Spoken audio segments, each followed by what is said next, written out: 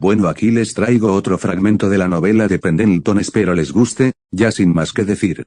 Alerta ficción, nada de lo aquí presentado es real o debe ser tomado en serio, esto es solo entretenimiento, todos los personajes son ficticios y cualquier parecido con la realidad es pura coincidencia.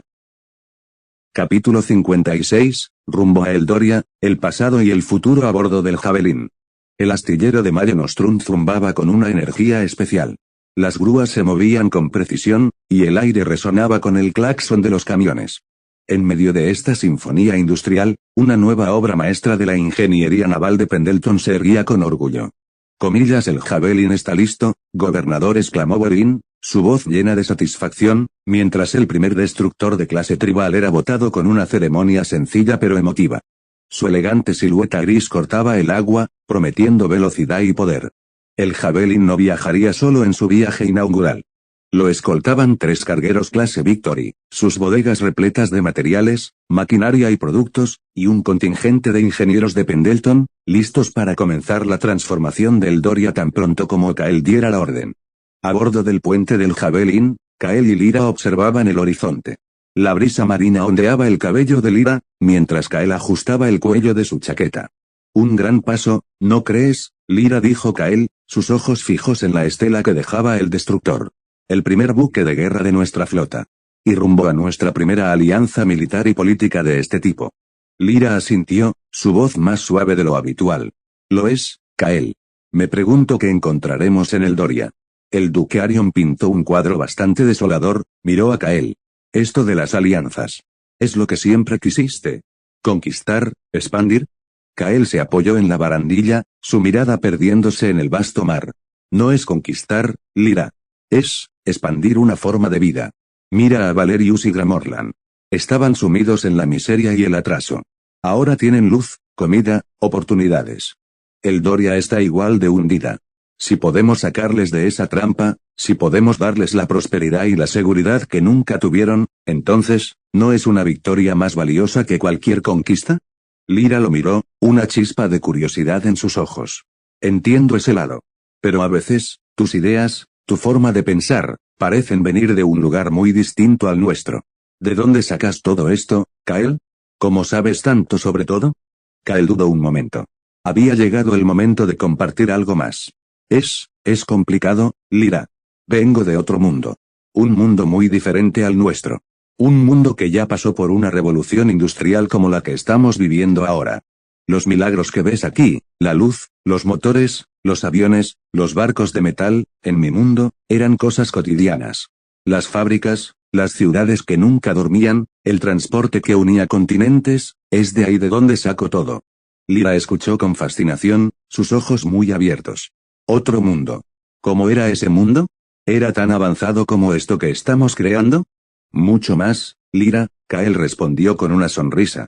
Teníamos máquinas que volaban más rápido que cualquier dragón, que nos llevaban a la luna. Ciudades de rascacielos que tocaban las nubes.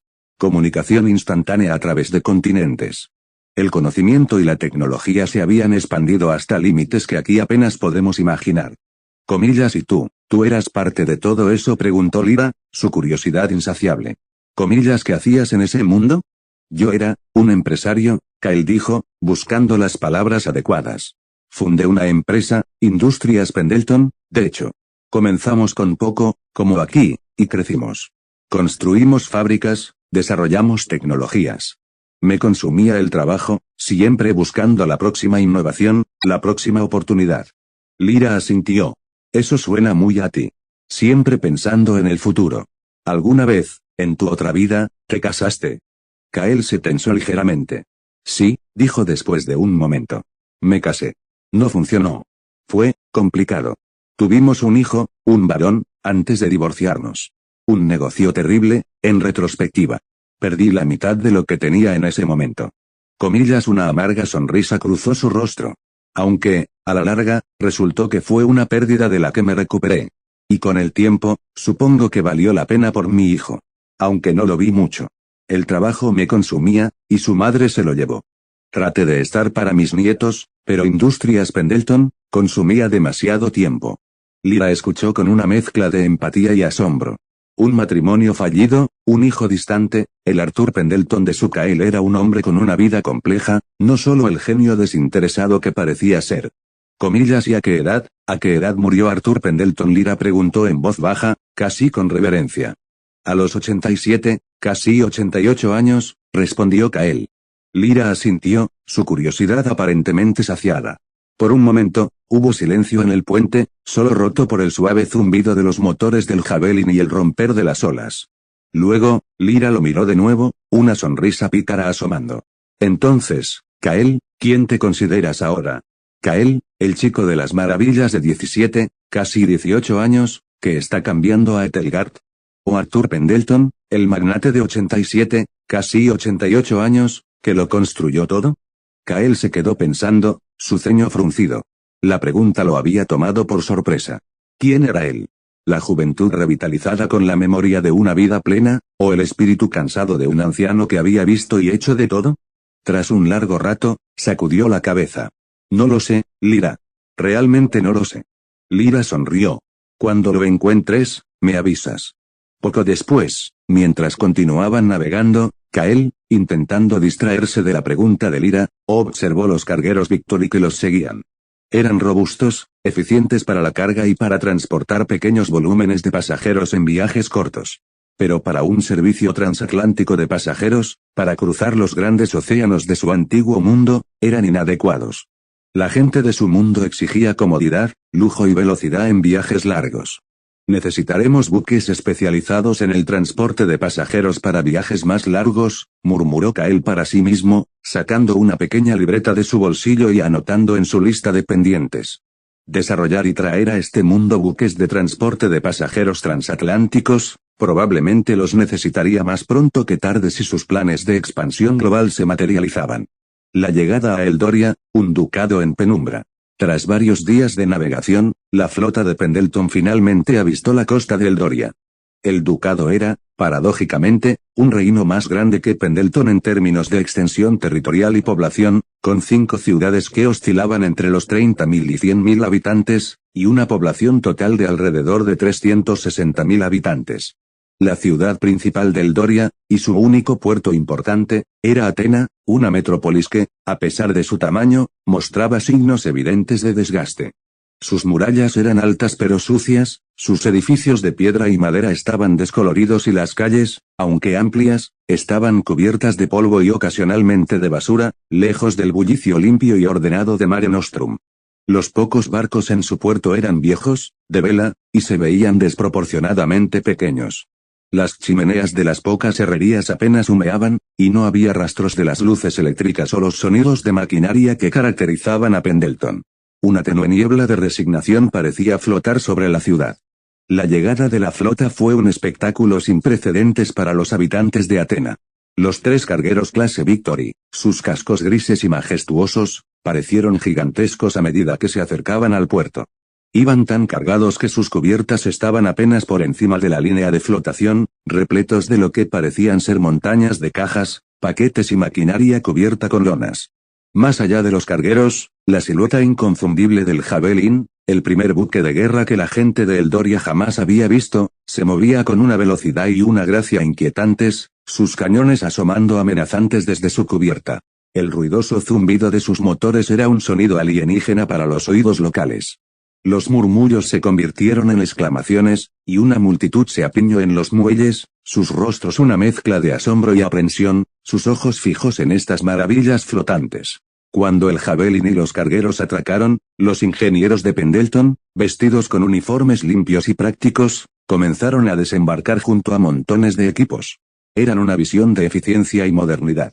En el muelle, el duque Arion esperaba, flanqueado por algunos de sus consejeros y guardias, cuyos uniformes, aunque limpios, se veían raídos en comparación con los de los hombres de Pendleton. Su rostro, aunque marcado por la preocupación, se iluminó con una tenue esperanza al ver a Kael, Lyra, Elara y Gareth descender del Javelin. Comillas Gobernador Kael, Lady Lyra, Lady Elara, Lord Gareth. Bienvenidos a Atena, exclamó el duque, haciendo una profunda reverencia. Su voz, normalmente solemne, vibraba con una emoción apenas contenida. Es un honor y un alivio inmenso tenerlos aquí. La vista de sus buques ha causado una impresión indeleble en mi pueblo. Realmente, han traído la esperanza a nuestras orillas. Kael asintió, su mirada escaneando la ciudad, notando los signos de declive que el duque había descrito, los techos parchados, las fachadas de edificios con ladrillos caídos, el aire pesado con el olor de la madera quemada para calefacción. Duque Arion. Estamos aquí para cumplir nuestra promesa. Hemos traído no solo a nuestro equipo, sino también los materiales iniciales para empezar. Estamos listos para comenzar tan pronto como tengamos un panorama claro de la situación en sus otras ciudades, Elmsworth, conocida por sus campos antaño fértiles, Stoneford, con sus minas de hierro y plata, Riverbend, la ciudad más grande, crucial para el comercio interno, y Oakhaven, la más alejada y rural. Por supuesto, gobernador, respondió el duque, gestualizando hacia la ciudad. Permítanme guiarlos personalmente por Atena. Les mostraré la realidad de nuestro ducado. Les contaré de manera más detallada la situación en la que nos encontramos, no solo aquí, sino en todo Eldoria. La historia es larga y amarga, pero es la verdad de Eldoria, una verdad que espero que su intervención pueda cambiar. El duque comenzó a guiar al equipo de Pendleton por las calles de Atena. Las miradas curiosas de los habitantes les seguían, algunos con esperanza, otros con un miedo cauteloso. El aire, denso con el olor a polvo y pobreza, a comida escasa y a la humedad del puerto, contrastaba fuertemente con la pulcritud industrial de Mare Nostrum. Mientras caminaban, el duque Arion comenzó a relatar la trágica espiral descendente de Eldoria, una historia de malas cosechas recurrentes, prestamistas despiadados y una deuda creciente que estrangulaba cualquier posibilidad de recuperación. Nuestra crisis no es solo por las sequías, gobernador, explicó el duque, señalando un campo en las afueras que se veía amarillento y marchito. Las deudas, nos están matando lentamente. Tras la incursión demoníaca de hace 10 años, la reina Lisandra envió a su ejército, sí, pero a un costo desorbitado. Nos exigió una cantidad de oro que apenas podíamos soñar. Nos vimos obligados a firmar préstamos con los banqueros de la ciudad santa de Veritas, aquellos asociados a la iglesia. Nos ofrecieron lo que parecían condiciones generosas al principio, pero las tasas de interés son asfixiantes. ¿Comillas qué tipo de tasas?, preguntó el ara, con el ceño fruncido. La usura no era algo desconocido, pero el impacto en un ducado entero era devastador. Hasta un 10% de interés anual sobre el capital pendiente, respondió Arion con amargura. Y si no podíamos pagar el capital, los intereses se acumulaban. Hemos estado pagando religiosamente durante 10 años, pero la deuda apenas se reduce. Parece un pozo sin fondo. Y por si fuera poco, la reina Lisandra también impuso sus propias tarifas de protección anuales por su ayuda militar a futuro, que en realidad son poco más que un impuesto de vasallaje. Así que, además de la deuda, también están pagando un tributo a Lisandra, resumió Gareth, su voz sombría. Eso explica por qué su ejército está obsoleto. No tienen fondos para modernizarlo, ni para alimentar a su gente. Exactamente, Lord Gareth, el duque asintió. Cada moneda que obtenemos, cada cosecha que logramos, una parte va para estos pagos. Las escuelas y los caminos se han desmoronado, nuestros campesinos no pueden permitirse semillas nuevas y la gente de la ciudad sufre de una escasez constante. Comillas, y la iglesia ha presionado para cobrar esas deudas, preguntó Lyra, sus ojos fríos. Con crueldad, dijo Arion, su voz se quebró. Cuando no podemos pagar, envían a sus inquisidores, quienes amenazan con bendiciones divinas de hambruna o enfermedades si no cumplimos. Es una forma de terror. Han llegado a confiscar tierras y ganado a familias enteras por un par de monedas de oro atrasadas. La gente les teme más que a los demonios. Así que no solo es una trampa económica, sino también una forma de control político y social, ligada directamente a la reina Lisandra y a la iglesia, Kael murmuró para sí mismo. La situación era peor de lo que había anticipado. No solo necesitaban ayuda, sino que estaban siendo activamente oprimidos por las mismas potencias que veían a Pendleton con hostilidad. Gobernador, el duque Arion continuó, su voz apenas un susurro, nuestras tierras son fértiles, cuando hay agua. Nuestros mineros son hábiles. Nuestra gente es trabajadora. Pero estamos encadenados. Necesitamos que Pendleton rompa esas cadenas. Por favor, díganme que pueden hacerlo. Kael y su equipo tienen ahora una imagen mucho más clara de la situación en Eldoria. Capítulo 57, el plan de reconstrucción de Eldoria. Con la cruda verdad del ducado de Eldoria al descubierto, Kael y su equipo se reunieron para trazar un plan de acción. La situación era más grave de lo que imaginaban, y la inversión necesaria, colosal. La deuda total del Doria es astronómica, comentó Gareth, su voz teñida de asombro mientras revisaba los libros de cuentas del ducado. Los números se extendían por pergaminos y más pergaminos, detallando préstamos con intereses compuestos que parecían diseñados para atrapar. Incluso para las arcas de Pendleton, pagarla de golpe sería un golpe significativo. Nos dejaría sin liquidez para otras inversiones críticas. No podemos pagarla ahora, Kael afirmó, su expresión seria. Pero podemos ganar tiempo, miró al duque Arion. Duque, ¿tienen algún bergantín en condiciones de hacer un viaje rápido y discreto? Tenemos uno, gobernador, respondió el duque, esperanzado, el león marino.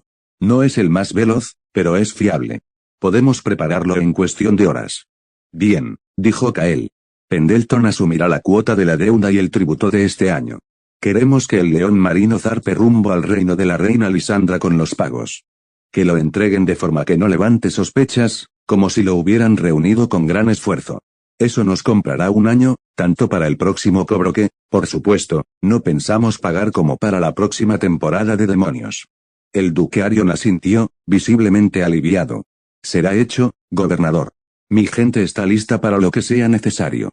Un envío inesperado en la capital. Semanas después, en la opulenta capital del reino de la reina Lisandra. Un bergantín modesto, con las velas gastadas pero el casco limpio, atracó en el puerto real.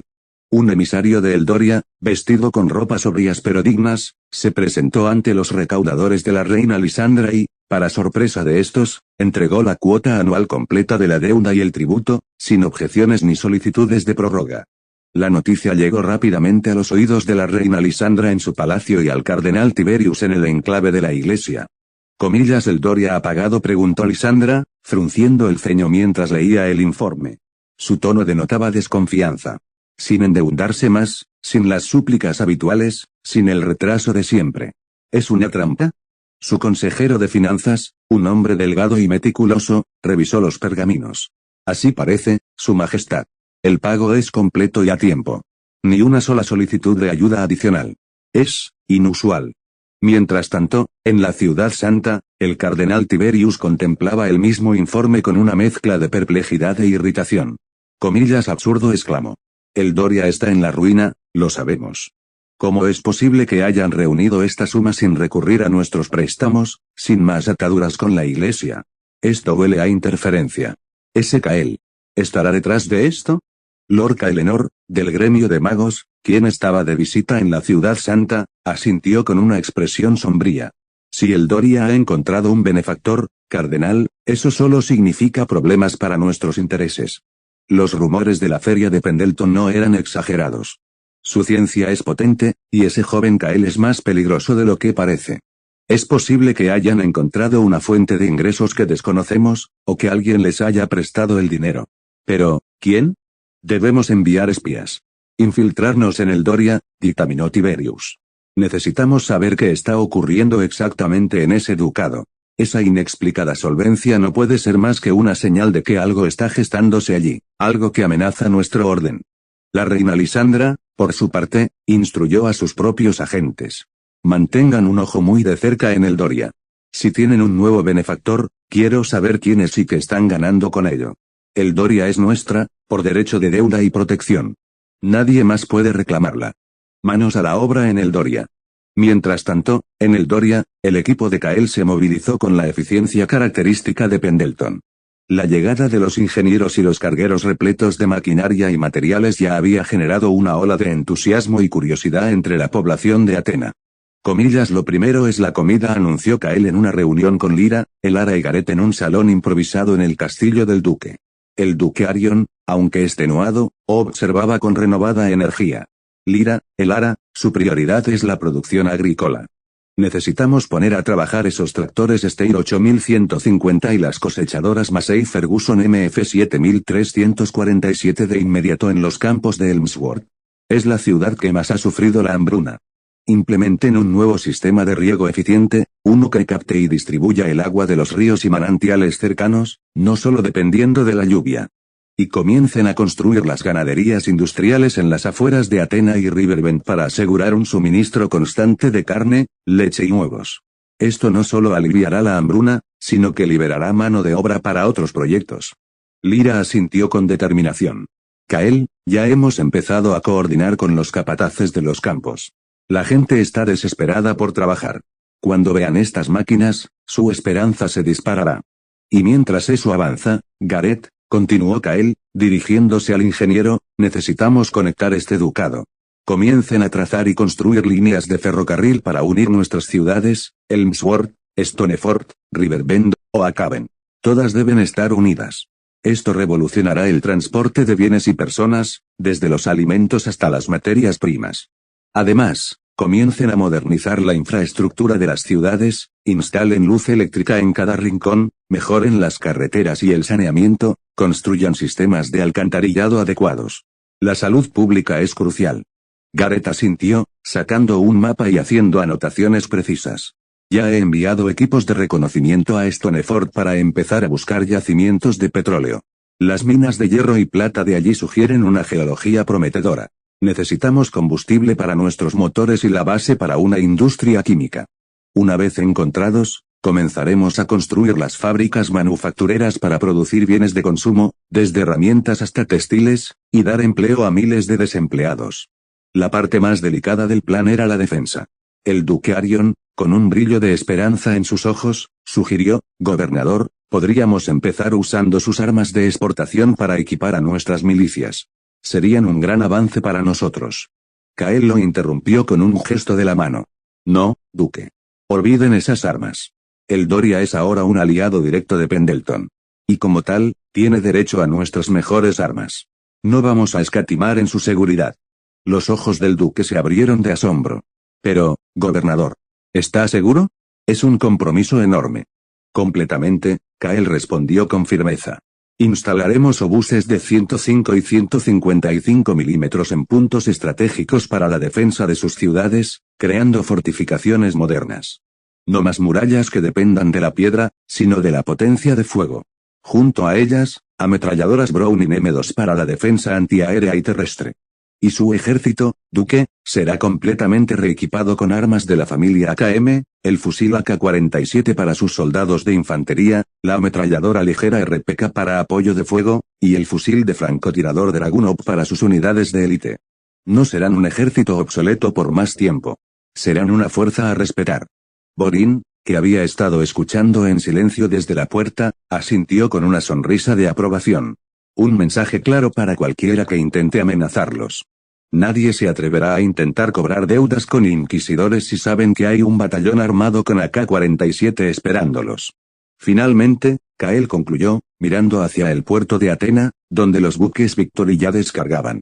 Empezaremos a modernizar el muelle y el astillero de Atena para que alcancen una capacidad similar a la de Mare Nostrum. Esto dará un impulso vital a la economía local y asegurará un flujo constante de trabajo aquí en la capital. El astillero de Atenas se centrará en la construcción de buques civiles, permitiendo que Mare Nostrum pueda concentrarse por fin en la construcción de la marina de guerra de Pendleton, que tanto necesitamos. La magnitud del plan era abrumadora, pero la determinación de Kael y su equipo era inquebrantable. Las órdenes se emitieron, y la maquinaria de Pendleton comenzó a rodar en el Doria. Este plan llevará aproximadamente un año, Kael informó al duque Arion. Debería estar listo justo antes de la próxima temporada de demonios. Será entonces, duque, cuando el ducado de Eldoria se pondrá a prueba. Y demostraremos al mundo el verdadero valor de nuestra alianza. No solo se liberarán de la deuda, sino que se convertirán en una potencia por derecho propio. El duque Arion, con lágrimas en los ojos, se puso de pie y se inclinó profundamente. Gobernador Kael, su generosidad y su visión, no tengo palabras. Eldoria le estará eternamente agradecida. Han traído más que esperanza, han traído la promesa de un futuro. El reloj empieza a correr. Capítulo 58, el despertar de la flota y la sombra de los espías. 4 meses habían pasado en Eldoria desde la llegada de Kael y su equipo. El trabajo avanzaba a un ritmo vertiginoso, transformando el ducado bajo la guía implacable de la ingeniería de Pendleton. Los campos de Elmsworth, antaño marchitos, reverdecían bajo el nuevo sistema de riego, y las ganaderías industriales comenzaban a poblarse. Las líneas de ferrocarril se extendían como venas de acero por el paisaje, y los postes de luz eléctrica se alzaban en las ciudades, prometiendo un futuro iluminado. En el puerto de Atena, la transformación del astillero era palpable. Había alcanzado ya la mitad de la capacidad de Mare Nostrum, un logro asombroso en tan poco tiempo. Con gran pompa, el astillero de Atena entregó su primer buque de clase Victory, un carguero reluciente que zarparía pronto con productos locales para Pendleton. Simultáneamente, en Mare Nostrum, la cuna naval de Pendleton, se culminó el segundo destructor clase Tribal, al que Kael bautizó como el Lightning. Sus gemelos, el Javelin y el Lightning, se unían a la creciente flotilla. Y lo más ambicioso de todo, se inició la construcción del portaaviones de clase Casablanca, una mole imponente que prometía cambiar las reglas de la guerra naval en Aethelgar. Aún así, el constante flujo de pasajeros entre Mare Nostrum y Atena, una ruta de 400 kilómetros de mar, hacía aún más evidente que los buques clase Victory, si bien excelentes para carga, no eran adecuados para el transporte masivo y cómodo de pasajeros. La demanda crecía, y los viajes, aunque posibles, eran largos y poco confortables. Kael, ya habiendo previsto esta necesidad, no tardó en dar la orden. Gareth, dijo a su ingeniero jefe, quien ya regresaba a Pendleton. Necesitamos transportes de pasajeros dedicados. Ordene al astillero de Atena la construcción de 2 transatlánticos gemelos de clase Monte Pascual. Gareth, acostumbrado a las visiones a gran escala de Kael, asintió, aunque el tamaño de estos buques era formidable. Entendido, gobernador. Buques de 14.000 toneladas, 152 metros de longitud y 19 metros de ancho. Impulsados por 4 turbinas de vapor que les darán una velocidad crucero considerable de 26 nudos, permitiéndoles hacer el viaje entre Atena y Mare Nostrum en solo 3 días, con una capacidad de 2.500 pasajeros cada uno. Un proyecto ambicioso, pero realizable para Atena. Mientras tanto, la mente de Kael seguía volando hacia la defensa y el ataque. Decidió aumentar drásticamente la flota de guerra, consciente de que el conflicto con Lisandra y la Iglesia era inevitable. Ordenó en Mare Nostrum empezar a construir 2 cruceros de clase Fargo. Quiero un modelo potente, Borin, le explicó Kael al comandante. Buques de 12.000 toneladas, 185 metros de longitud y 22 metros de ancho. Contarán con 11 cañones de 155 milímetros montados en 4 torretas de 3 cañones, 2 a popa y 2 a proa. Como armamento secundario, quiero 12 cañones de 127 milímetros distribuidos en 6 torretas dobles a babor y estribor. Y para la defensa antiaérea, 3 montajes cuádruples de Bofors de 40 milímetros a estribor y 3 a babor, y un montaje cuádruple de Bofors de 40 milímetros en proa, además de 20 cañones Bofors de 20 milímetros. 4 en proa y 16 distribuidos por el casco. Impulsados por una turbina de vapor que les dará una velocidad de hasta 28 nudos, y un cinturón blindado de 120 milímetros. Borin escuchaba con una sonrisa de satisfacción. Impresionante poder de fuego y protección, gobernador. ¿Y qué más? También quiero que cuenten con un hangar y una catapulta en popa que les permita transportar y operar 2 hidroaviones PBY para reconocimiento de largo alcance y apoyo. Y para rematar, 6 tubos lanzatorpedos distribuidos en 2 lanzadores triples. Comillas. Kael hizo una pausa. Y, Borin, que los buques clase Tribal sean modificados para incluir la misma configuración de torpedos. Es un activo valioso en el combate naval. Esto dejaría a la flota de Pendleton con un poder futuro de 6 destructores clase Tribal, 3 en construcción, incluyendo el Javelin y el Lightning, 2 cruceros clase Fargo y un portaaviones clase Casablanca. Una flotilla de guerra suficiente para defenderse de Lisandra y sus aliados. Pero la mente de Arthur Pendleton, pensando en la ofensiva, sabía que si quería tener una posibilidad real de atacar con una flota tan pequeña, necesitaría un cazador sigiloso y capaz de operar en solitario. Necesitaba un submarino. La respuesta es el submarino de clase Gato, dictó Kael, describiendo las especificaciones. Un submarino de 102 metros de largo por 7,3 de ancho y unas 1.600 toneladas de peso, armado con 10 tubos lanzatorpedos, 6 en proa y 4 a popa. Con una velocidad máxima sumergida de 8 nudos y una velocidad en superficie de 24 nudos, tendrá la capacidad de permanecer hasta 26 horas bajo el agua y una autonomía de 30.000 kilómetros, con la capacidad de llevar suministros para 175 días. Además, para cuando esté en superficie, contará con 2 cañones de 105 milímetros y 4 cañones antiaéreos Bofors de 20 milímetros. Borin, que escuchaba con una mezcla de fascinación y respeto, dijo, esos son depredadores silenciosos, gobernador. Perfectos para incursiones sorpresa. Planeo construir 3, continuó Kael. Una flota pequeña, pero espero que estos cazadores solitarios puedan infiltrarse hasta las costas enemigas y realizar tareas de espionaje y ataques relámpago, de golpear y correr. Los clase gato carecen de blindaje, así que deben usarse con cabeza, pero serán un gran activo y podrán hacerle un gran daño al reino de la reina Lisandra, especialmente a su comercio naval. Mientras Kael planeaba el futuro de su flota y el ducado de Eldoria prosperaba a pasos agigantados bajo el impulso industrial, una sombra se cernía sobre el ducado. Los espías de Lisandra y la iglesia habían llegado. Discretos y entrenados para pasar desapercibidos, se infiltraron en Atena y sus alrededores. Lo que encontraron los dejó asombrados. No era el ducado moribundo del que tenían informes. Las calles de Atena, aunque aún mostraban signos de pobreza, bullían con una nueva actividad. El puerto era un hervidero de movimiento, con ese nuevo carguero reluciente y el imponente buque de guerra gris atracado. En los campos de Elmsworth, los campesinos, aunque escépticos al principio, trabajaban con una energía renovada gracias a las máquinas.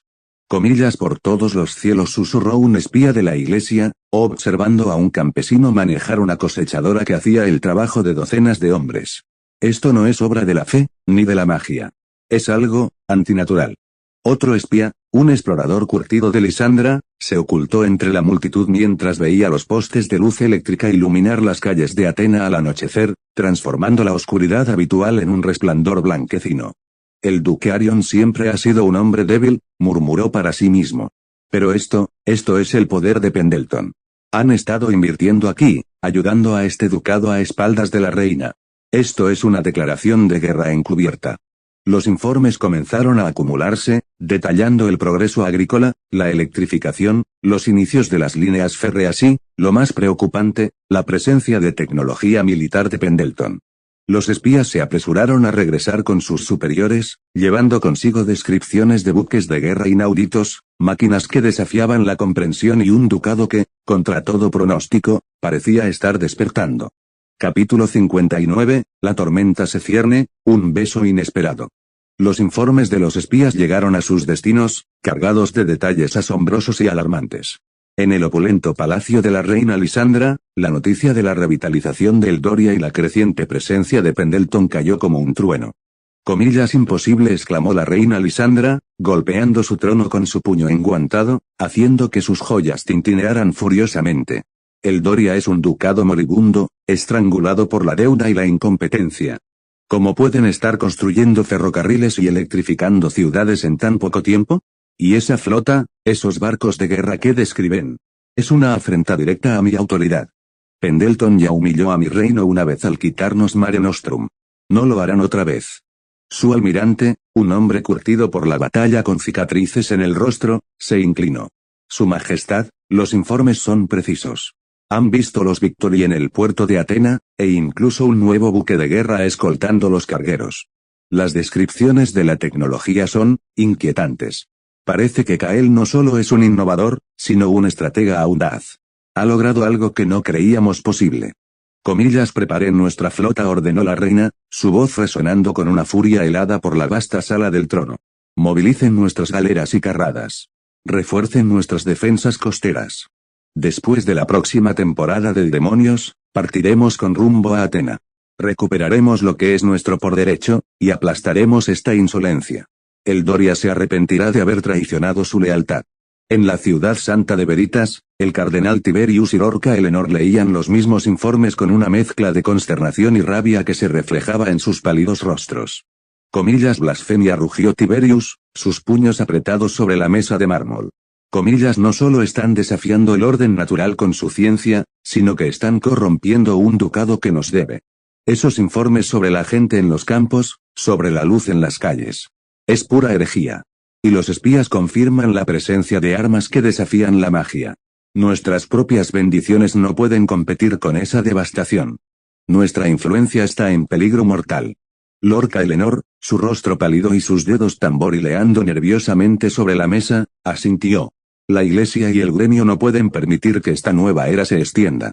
Si Eldoria prospera bajo el yugo de Kael, otros reinos, desesperados por la miseria, podrían seguir su ejemplo. La reina Lisandra está igualmente alarmada. La alianza con ella será más fuerte que nunca. Debemos actuar con decisión. Una pequeña victoria, sin embargo, llegó para la iglesia y el gremio. Cardenal, informó un acólito, irrumpiendo en la sala con una reverencia, hay buenas noticias. El buque clase Victory que compraron a Pendleton ya inició su construcción en Mare Nostrum. Será entregado justo antes de la próxima temporada de demonios. Excelente, gruñó Tiberius, una sonrisa sombría asomando en sus labios. Ordeno que, en cuanto ese barco sea entregado, se traslade inmediatamente a la Bahía de los Santos, en el reino de la reina Lisandra, junto con todas las armas de exportación que les compramos. Que ese regalo sea un símbolo de nuestra unidad. Lisandra y yo formaremos un frente unido contra esta amenaza creciente. Que Pendleton se prepare. La temporada de demonios será solo un interludio antes de la verdadera guerra. Un beso inesperado en el corazón de Atena. Mientras la tormenta se cernía en el horizonte, ajenos a la creciente furia de sus enemigos, en Atena, Cael supervisaba la bulliciosa construcción de la ciudad. El astillero zumbaba con actividad incesante, el chirrido de los metales y el martilleo de las herramientas resonando por el aire. Los esqueletos de los transatlánticos clase Monte Pascoal empezaban a tomar forma, gigantescas estructuras de acero que se alzaban sobre los muelles. Por todas partes, los ingenieros de Pendleton, con sus planos en mano y sus mentes afiladas, trabajaban codo a codo con los eldorianos, reconstruyendo un futuro. Cael observaba el mar, la brisa salada en su rostro, mientras el progreso palpable lo llenaba de una satisfacción tranquila, casi melancólica. De repente, Lyra apareció a su lado, sus ojos brillantes mientras observaba la ajetreada escena del puerto. Había un brillo especial en su mirada, una mezcla de determinación y vulnerabilidad. Cael, dijo, su voz suave, apenas audible sobre el ruido del astillero, ya lo decidiste, ¿verdad? ¿Ya sabes quién eres? Cael giró su cabeza para mirarla, una sonrisa apenas perceptible en sus labios. Reflexionó mientras miraba el vasto mar azul, donde el Javelin patrullaba y los cargueros Victory entraban y salían, llevando y trayendo la vida que ahora era el Doria. Sí, dijo finalmente, su voz clara y segura, con una nueva convicción. Lo sé, tomó una respiración profunda. Soy Cael. El chico de las maravillas. El que construye el futuro en este mundo. El que va a cambiarlo todo. En ese instante, Lyra, con un impulso espontáneo que la desbordó, se acercó y lo besó. No fue un beso de despedida ni de cortesía, sino uno tierno y profundo, cargado de una emoción que había crecido silenciosamente entre ellos. Sus labios se encontraron suavemente, una conexión inesperada en medio del bullicio industrial. Cuando se separó, sus mejillas estaban sonrojadas, un color vibrante que contrastaba con su piel pálida, pero sus ojos brillaban con una alegría sincera y una decisión irrevocable. Gracias, susurró, su voz apenas un hilo. Sabía que lo encontrarías. Y tardaste mucho, ¿sabes? Estaba empezando a desesperarme. Cael se apartó, completamente sorprendido, su mente de Arthur Pendleton luchando por procesar lo que acababa de ocurrir. Su experiencia pasada con las relaciones, su vida de magnate consumido por el trabajo, sus dudas sobre sí mismo en este nuevo cuerpo, todo se arremolinaba en su cabeza. Lyra, dijo, su voz teñida de perplejidad, casi de pánico. Comillas pero. ¿Por qué haces esto? Tal vez yo no sea el viejo de 88 años, pero sigo siendo, un mocoso de 18 en este cuerpo. Y tú eres una mujer hermosa, de 22 años, fuerte, inteligente, carismática, una líder nata. ¿Por qué conformarte con migajas como yo, cuando podrías aspirar a alguien mejor? Además, yo no sé casi nada de este tema, Lyra. Mi vida es el trabajo, los planos, los números. No soy el tipo de hombre que sabe de estas cosas. No soy el hombre que mereces. Comillas, las palabras salían de él en una cascada de inseguridad que nunca había imaginado que sentiría. Lyra lo calló, posando un dedo suavemente sobre sus labios. Sus ojos, ahora llenos de una chispa juguetona y una profunda ternura, se fijaron en los suyos, llenos de cariño y una determinación férrea. Me gustas así, Cael, dijo, su voz firme, sin atisbo de duda. Me gusta el Cael que veo, el que construye, el que se preocupa por su gente, el que trae la esperanza. Me gusta el Cael que me explica el funcionamiento de un motor con la misma pasión con la que defiende a los oprimidos. Y no eres ningún mocoso. Eres el chico de las maravillas. Y sí, Cael, añadió, su voz apenas un susurro, pero cargada de peso, me gustaría algún día ser tu esposa. Lyra se fue, sus pasos ligeros, su rostro ahora un rojo brillante que se extendía hasta las puntas de sus orejas. Kael se quedó allí, inmóvil, mirando el mar, el beso aún en sus labios, y las palabras de Lyra resonando en su mente.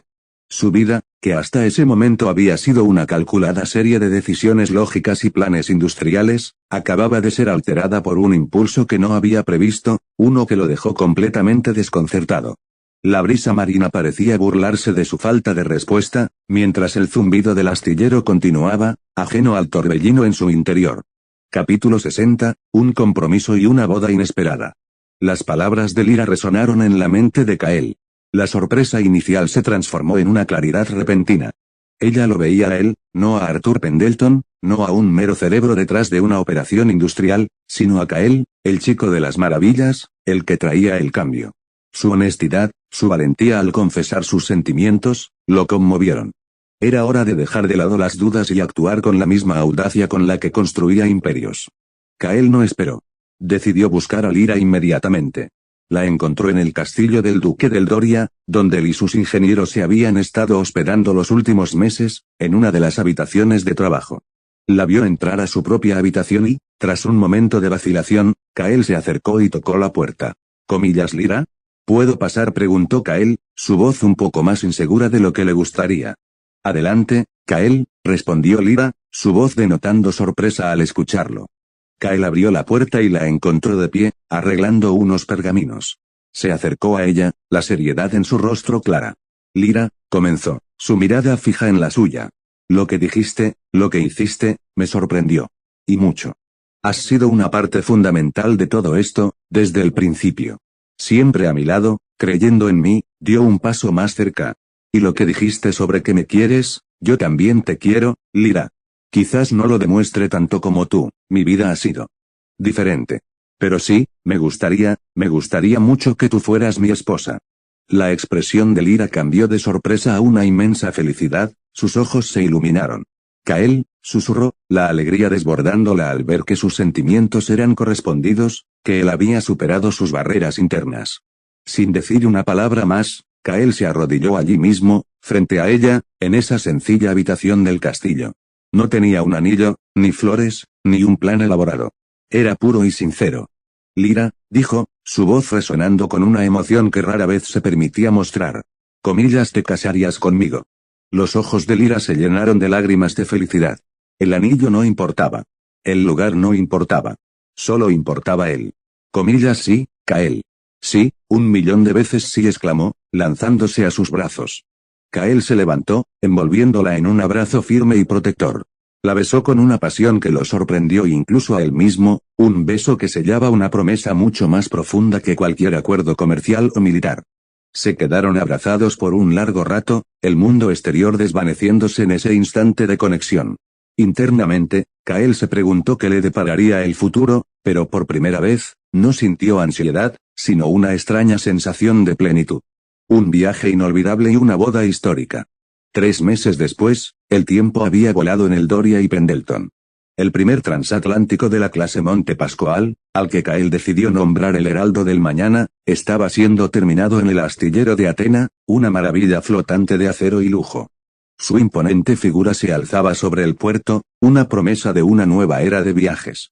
A su vez, el ducado estrenó su aeropuerto improvisado, construido a toda velocidad con el ingenio de Gareth, con el despegue de varios DC-4 que habían sido transportados pieza a pieza desde Mare Nostrum en los cargueros Victory. El rugido de sus motores era una música nueva para los cielos del Doria. El viaje inaugural del Heraldo del Mañana y los DC-4 sería a Mare Nostrum, llevando a bordo a Kael, Lyra y Gareth. A bordo del majestuoso transatlántico, Kael y Lyra, ahora oficialmente comprometidos, disfrutaban de un merecido descanso.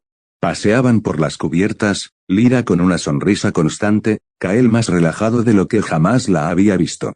La cabina de mando, los salones elegantemente decorados, todo era un testimonio del éxito de su visión. Al llegar a Mare Nostrum, la construcción de la marina de Pendleton era evidente. Kael vio como el último de los destructores clase Tribal, el Vigilance, era botado con un estruendo.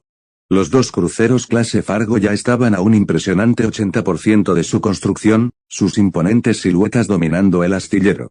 El portaaviones clase Casablanca estaba a un 60%, su vasta cubierta empezando a tomar forma. Los submarinos clase Gato, sin embargo, avanzaban un poco lento, estando apenas a la mitad. Ingeniería más compleja, sin blindaje, pero crucial para nuestra estrategia, Gareth le había explicado. Kael decidió que tendría paciencia por ahora, la complejidad justificaba la espera. Mientras se dirigían a Stonehaven en tren, Kael se giró hacia Gareth. Comillas, ¿tienes lo que te pedí, Gareth? Gareth asintió con una sonrisa cómplice, sacando un pequeño paquete de su mochila. Aquí tiene, gobernador. Un par de anillos de platino sencillos, pero de la mejor calidad. Y el prototipo del artefacto, la cámara de rollo a color. Kael tomó la cámara de madera, pesada en su mano, una pequeña maravilla de la ingeniería de su viejo mundo recreada en este. Perfecto. Pronto las esperaría vender, estoy seguro de que será un éxito comercial masivo. Sin embargo, por ahora, esta primera cámara tendrá una función especial. Al llegar a Stonehaven, el tren fue recibido con júbilo. La estación estaba adornada con flores y banderas de Pendleton, y una gran multitud se había congregado. La noticia del compromiso de Kael y Lyra se había extendido como la pólvora. Una gran fiesta esperaba a los recién llegados. Kael se dirigió directamente hacia su familia, su padre, el minero, con el rostro surcado de arrugas pero los ojos brillantes de orgullo, su madre, la costurera, también llamada Elara, que no debía confundirse con la Elara comerciante. Una mujer cálida y práctica, y su hermana pequeña, Elara Jr., quien corrió a abrazarlo con entusiasmo. Lyra también se reunió con su padre, un hombre robusto y sonriente, cuyo molino se había transformado en una parte vital de la central hidroeléctrica de Stonehaven. Un día después, en un improvisado altar, montado en el antiguo molino del padre de Lyra, ahora una parte esencial de la central hidroeléctrica de Stonehaven, el padre Elías se preparaba. El lugar, impregnado del espíritu de la tradición y el progreso, era perfecto. Kael esperaba en el altar, con el corazón latiendo con una mezcla de nerviosismo y emoción. Y entonces la vio. Lyra, vestida con un vestido de novia algo simple, de lino blanco adornado con encajes delicados, destacando los orígenes humildes de ambos pero realzando su belleza natural. Caminó hacia el altar, flanqueada por ambas Elaras, Elara la comerciante, imponente y elegante, y Elara, la madre de Kael, con una sonrisa emocionada. La hermanita de Kael, Elara Jr., repartía flores con alegría, junto al padre de Lyra, que caminaba con un aire de inmenso orgullo. A lo lejos, Gareth, en una posición estratégica, tomaba fotos con la nueva cámara de rollo a color, capturando cada instante. Lyra subió al altar, sus ojos fijos en los de Kael, sonriendo con una felicidad radiante, una sonrisa que Kael devolvió con todo su corazón. El padre Elías, su voz grave y resonante, comenzó los votos matrimoniales a Kael. Kael, hijo de este pueblo y portador de un nuevo amanecer, tomas a Lyra como tu legítima esposa, para amarla y protegerla, en la prosperidad y en la adversidad, hasta que la vida os separe. Kael miró a Lyra, su futuro, su compañera. Acepto, dijo, su voz fuerte y clara. Luego, el padre Elías se dirigió a Lyra. Lyra, hija de este pueblo y pilar de fuerza, tomas a Kael como tu legítimo esposo, para amarlo y apoyarlo, en la prosperidad y en la adversidad, hasta que la vida os separe. Lyra no dudó. Sus ojos brillaron. Acepto, respondió, su voz llena de amor. El padre Elías sonrió. Por el poder que me confiere la luz eterna, y con el consentimiento de esta comunidad, los declaro marido y mujer. Kael, puedes besar a la novia. Kael se inclinó, y sus labios se encontraron de nuevo, esta vez con el sello de un juramento eterno. Los aplausos y vítores estallaron entre los asistentes. La fiesta de la boda dio inicio, llena de música, bailes y la alegría de un pueblo que celebraba a sus líderes. La ceremonia fue transmitida por radio a los asentamientos de Pendleton, y la prensa de Stonehaven y Lyra cubrió el evento con entusiasmo, con Gareth capturando todas las imágenes con la cámara de rollo a color, asegurando que cada detalle se conservara con una fidelidad nunca antes vista.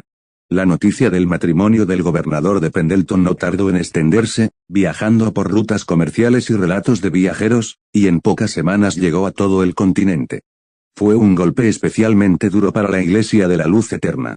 Este matrimonio, este símbolo de la creciente influencia de Pendleton, había sido avalado por uno de sus propios sacerdotes. El padre Elías, aunque renegado a los ojos de la